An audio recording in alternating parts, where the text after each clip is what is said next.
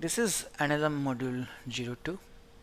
पिछली बार हम पढ़ चुके हैं कि हाउ टू ड्रॉ पीटी, नॉर्मल कॉन्टैक्ट फोर्स के बारे में भी आइडिया है हमको। Right now we are talking about tension.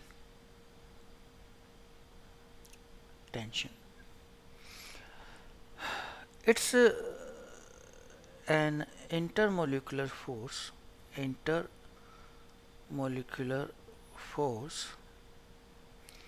between particles of string which always exert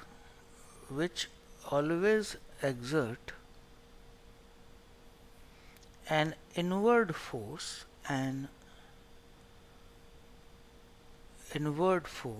along a string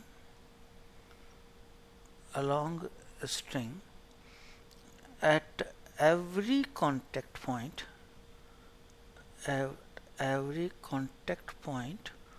or tied end। ये एक इंटरमोलिकुलर फोर्सेस है जो कि स्ट्रिंग के पार्टिकल्स के बीच में लगता है। ये हमेशा अंदर की तरफ लगता है। जो भी कांटेक्ट पॉइंट है उससे away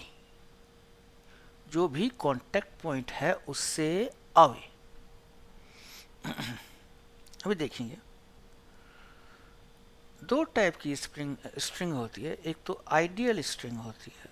for an ideal string, अगर स्ट्रिंग आइडियल है, आइडियल स्ट्रिंग का मतलब कैसी है सर? स्ट्रिंग क्या है सर? मासलेस है, इनएक्सटेंसिबल है। अगर आइडियल है तो मासलेस है, इनएक्सटेंसिबल है, इसका मतलब क्या हुआ? मासलेस। तो आइडियल स्ट्रिंग है तो at every point of string tension will remain same. ठीक है, tension at every point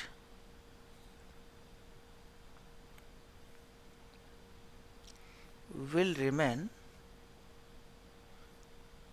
same। ठीक है, for light but rough string, rough मतलब फ्रिक्शन है, या जो टेंशन जो क्या बोलते हैं मास है स्ट्रिंग में, तो in this case tension may be different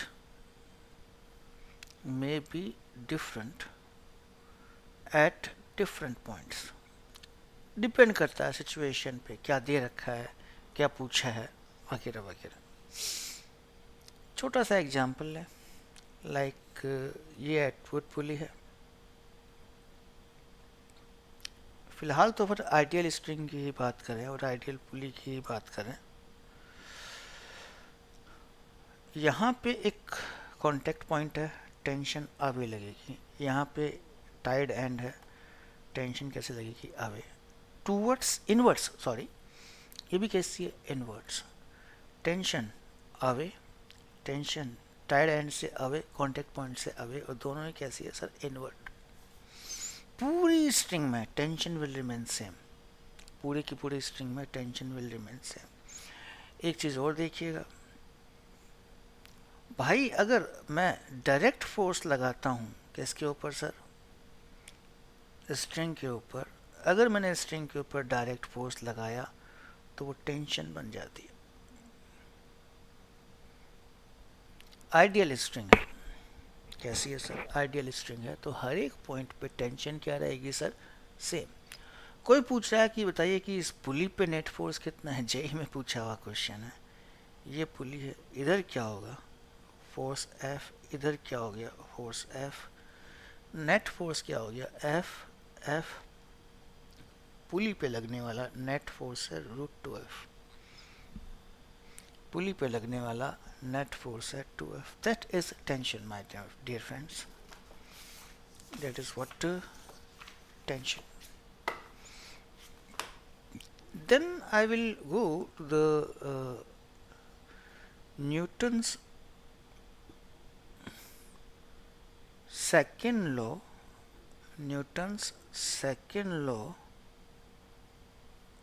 of motion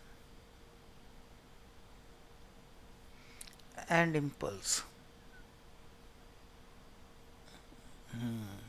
Newton second law of motion and impulse, ये आपने पढ़ा है, F equals to D P by D T. Impulse for very short time आप लार्ज अमाउंट में क्या लगाइएगा sir, force लगा लीजिए. मान लीजिए कि ये कील है, ठीक है, ये कील है तिरछी कील, हाथ से मारूं, है कील कहाँ जाएगी, हाथ में जाएगी. यही कील हथौड़े से मारूं, कील कहाँ जाएगी, विजुलाइजर में जाएगी. हाथ से मारा तो क्या हुआ, लार्ज फोर्स नहीं लगा, इम्पल्स नहीं लगा. हथौड़े से मारा तो क्या हुआ, लार्ज फोर्स लगा. Large force for very short time, that is impulse. As we know that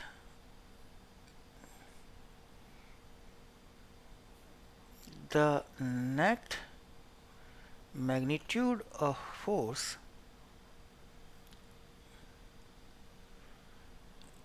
acting on a body is equals to the rate of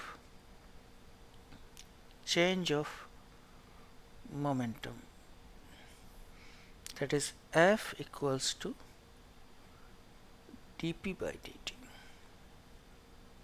dp equals to F dt. This F dt is called what, sir? Impulse. This dp is called what, sir? Change in momentum. So what is the impulse, my dear friends? Impulse जो होता है वो होता है change in momentum. Change in momentum is a impulse. अगर force constant हो, for constant force, अगर force constant हो तो मुझे इंटीग्रेशन करने की ज़रूरत नहीं पड़ती. फॉर कांस्टेंट फोर्स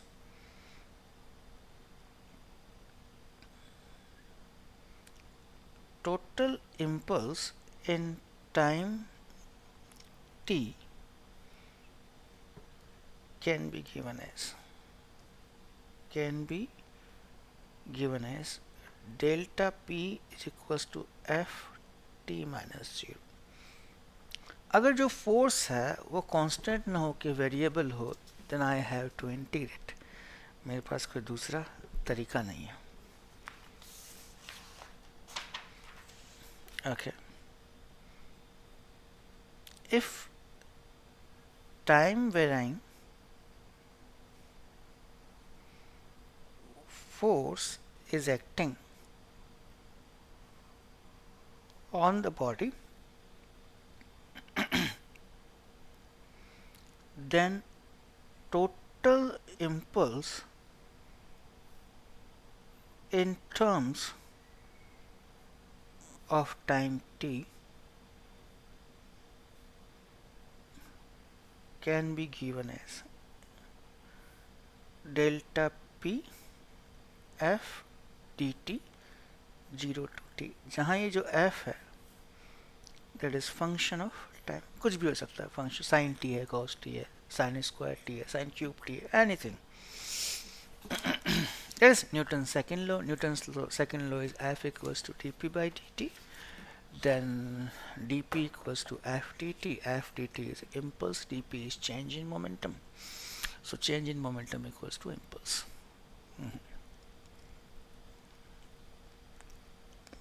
Application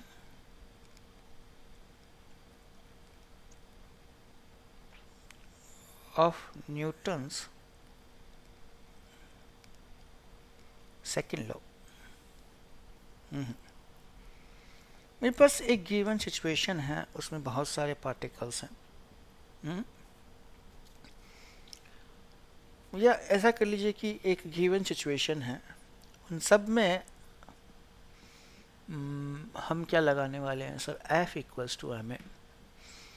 कोई पार्टिकल है, अगर उसका मास m है, ठीक है, और उसका एक्सेलरेशन a है, तो mass into acceleration is equals to उस पार्टिकल पे लगने वाला नेट फोर्स. तो F net equals to mass into acceleration. That is our Newton's second law. In a given physical situation, we always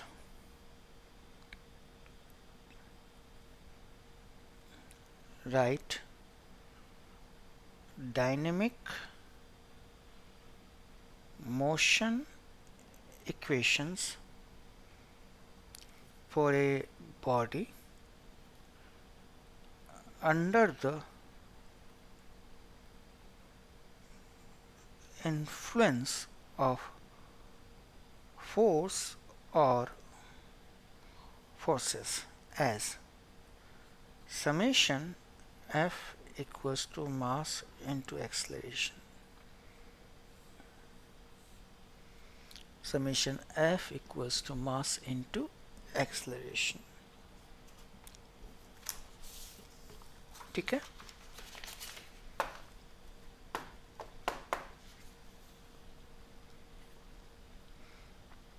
सबसे पहले अपन करने वाले हैं एटवुड्स मशीन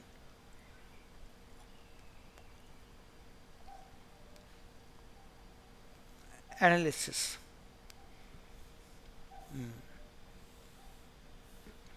एटवुड की मशीन का एनालिसिस है ना. This is Atwood machine, massless, frictionless string. यहाँ मास m1 है, यहाँ मास m2 है. किसी एक को बड़ा मान लेते हैं. मान लेते हैं कि m2 m1 से बड़ा है. एज्यूम किया है सर, है ना, गिवन नहीं है. अगर ये x ऊपर गया तो ये x नीचे जाएगा, ये a, तो इसका एक्सेलरेशन भी क्या हो गया सर, a. ठीक है. यहाँ पे क्या लगेगी, tension away, tension away, tension away, tension away. नीचे क्या लगेगा, m1g, नीचे क्या लगेगा, m2g. FPD of m1, this is m1. ऊपर क्या लगेगा, t, नीचे क्या लगेगा, m1g. भाई साहब ऊपर जा रहे हैं a एक्सेलरेशन से. FPD ऑफ m2, नीचे क्या लगेगा सर, m2g. ऊपर क्या लगेगा, टेंशन t. भाई साहब नीचे आ रहे हैं a एक्सेलरेशन से. ये ऊपर जा रहा है. ऊपर कौन सा फोर्स है, t. तो t m1g से बड़ा होना चाहिए. कितना बड़ा होना चाहिए, t माइनस m1g. ये तो नेट फोर्स हो गया, m1 into a, mass into acceleration. ये नीचे आ रहा है तो m2g t से बड़ा होना चाहिए. तो m2g minus t net force is equals to mass into acceleration. ये इक्वेशन नंबर 1 है, ये इक्वेशन नंबर 2 है. एक और दो को जोड़ दीजिए. t minus m1g is equals to m1a, m2g minus t is equals to m2a. जोड़ दिया, कितना आएगा sir, m2g minus m1g, m1 plus m2 acceleration. तो एटवुड पुली में एक्सेलरेशन आ जाएगा सर. एक्सेलरेशन आया तुम्हारा m2 minus m1g upon m1 plus m2. ये आपका गोल्डन पॉइंट है. स्टार, स्टार का मतलब आपको ये याद रखना है सर, ट्रिपल स्टार याद रखना है. डायरेक्ट यूज़ कीजिए.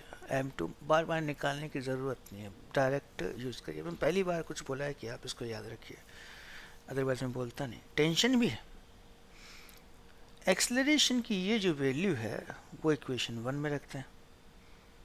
सो t minus m1g, m1, a की value m2 minus m1g upon m1 plus m2 solve करते हैं तो टेंशन की ये वैल्यू आती है 2 m1 m2 m1 plus m2 g।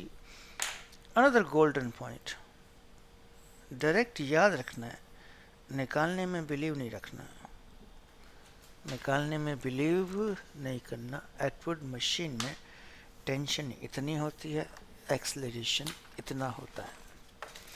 आप चाहते थे तो इसको डायरेक्ट भी कर सकते थे, ऑल्टरनेट समथिंग लाइक दिस। इधर क्या लगेगा, m2 है, इधर क्या है, m1 है। इधर क्या लगेगा, m2g, इधर क्या लगेगा, m1g। खींच कौन रहा है, m2g। अपोज कौन कर रहा है, m1g। m1g क्या बोल रहा है कि उधर नहीं जाना। तो एक्सेलरेशन क्या होता है, that is pulling force minus opposing force upon total mass। देखिए, pulling force is m2g, opposing force is m1g, m2g minus m1g upon total mass m2 plus m1, that is acceleration। that is what acceleration direct कर सकते हैं। Like अगर कोई मुझे कहे कि भैया इसका करके दिखाओ या इसका एक्सेलरेशन करके दिखाओ,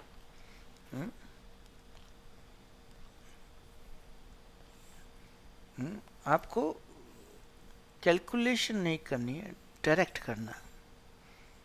तो अब कैसे करें, ये हमने कह दिया कि ये m2 है, ये हमने कह दिया कि ये m1 है, दिस वन, और हम कह रहे हैं कि m2 m1 से बड़ा है। तो एक्सेलरेशन निकालना है। अब जरा ध्यान से देखिए, what is the pulling force, m2g। What is the opposing force along the incline, पता है ना कैसे होता है, ये m1g होता है, ये m1g cos थीटा होता है, ये m1g sin थीटा होता है। तो जो अपोजिंग फोर्स है वो कितना है सर, m1g sin थीटा। तो pulling force minus opposing force upon total mass, simple। this one is the pulling force, this one is the opposing force। अगर मैं ये कहता कि m1 बड़ा है m2 छोटा है, या ये सिस्टम यूं जा रहा है ये ऊपर जा रहा है, तो पुलिंग फोर्स कौन सा होता है, m1g sin theta. Opposing force क्या होता है, m2g। नया एक्सेलरेशन क्या होता है, m1g sin theta minus m2g upon m1 plus m2। चल कैसे, चल कैसे, ये है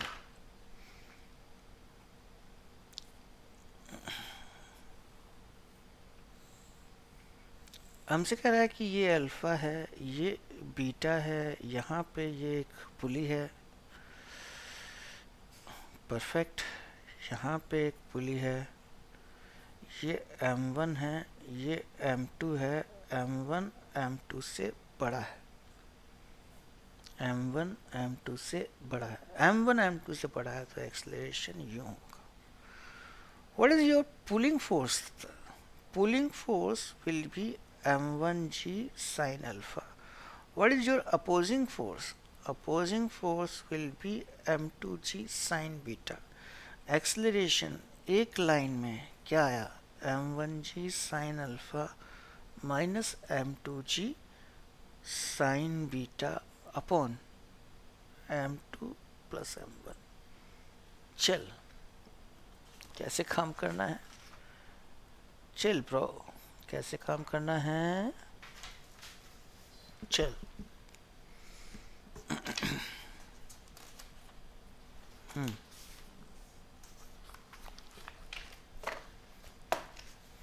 क्वेश्चन देखिएगा, क्वेश्चन की लैंग्वेज देखिएगा। कंस्ट्रेंट मोशन मैंने आपको पढ़ा रखा, फाइन, ओके।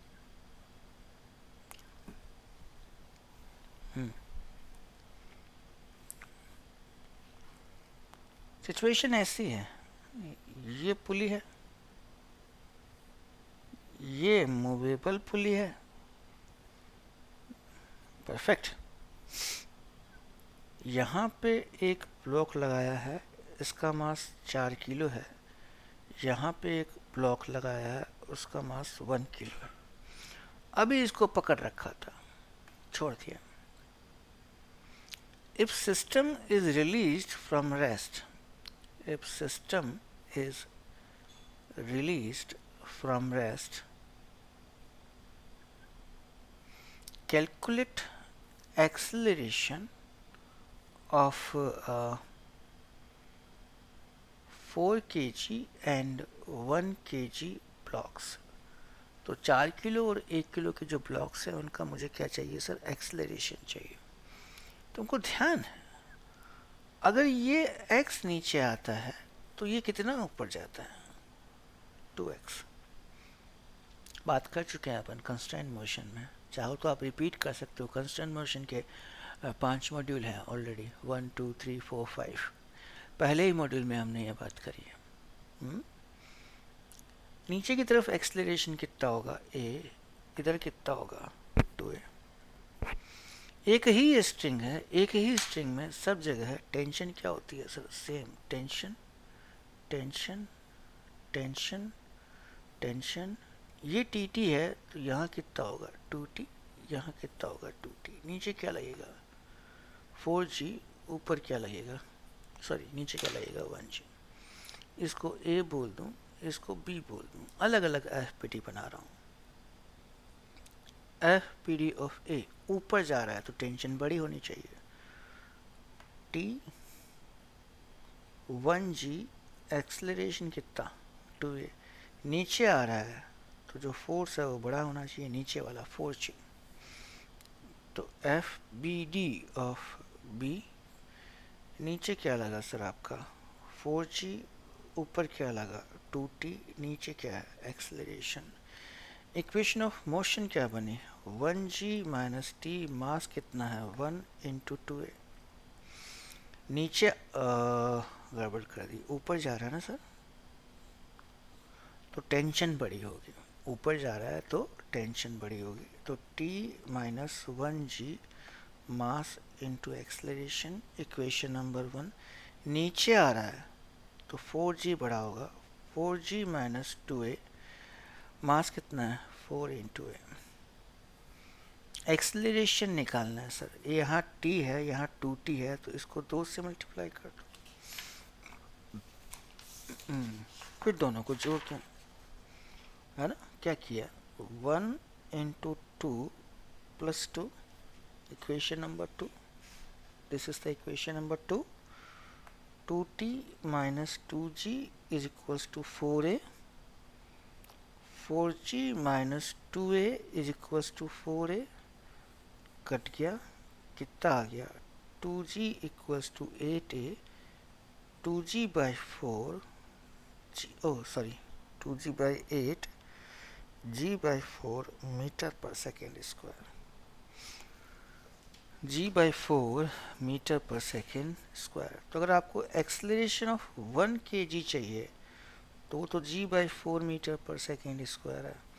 लेकिन आपको एक्सेलरेशन ऑफ 4 kg चाहिए, सॉरी गड़बड़ कर दिया, एक्सेलरेशन ऑफ 4 kg चाहिए तो कितना है g बाई 4। और अगर एक्सेलरेशन ऑफ 1 kg चाहिए तो वो हो जाएगा 2a, मतलब g by 2 metre per second square. छोटी छोटी गलतियाँ हुई है मुझे इस क्वेश्चन में, ये हमने ठीक कर ली। ये 4 kg का g बाई 4 होगा और 1 kg का 2a है ना सर, 2a कितना हो जाएगा g by 2 metre per second square.